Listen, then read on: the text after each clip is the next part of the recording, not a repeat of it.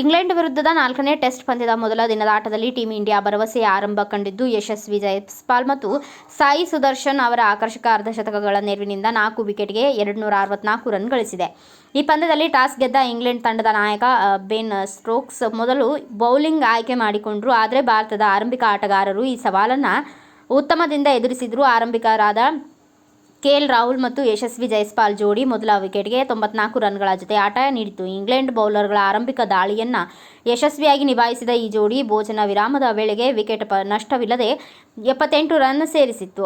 ಭೋಜನದ ವಿರಾಮದ ಬಳಿಕ KL Rahul Chris Volks ಎಸೆತದಲ್ಲಿ 46 ರನ್ಗೆ ಔಟ್ ಆದರು. ಆದರೆ ಯಶಸ್ವಿ ಜೈಸ್ವಾಲ್ ತಮ್ಮ ಆಕರ್ಷಕ ಬ್ಯಾಟಿಂಗ್ ಮುಂದುವರಿಸಿ 58 ರನ್ ಗಳಿಸಿದರು. ಆದರೆ ಲಿಯಾಮ್ ಡಾಸಸ್ಗೆ ವಿಕೆಟ್ ಒಪ್ಪಿಸಿದರು. ನಾಯಕ ಶುಭ್ಮನ್ ಗಿಲ್ ದೊಡ್ಡ ರನ್ ಗಳಿಸಲು ವಿಫಲರಾದರು.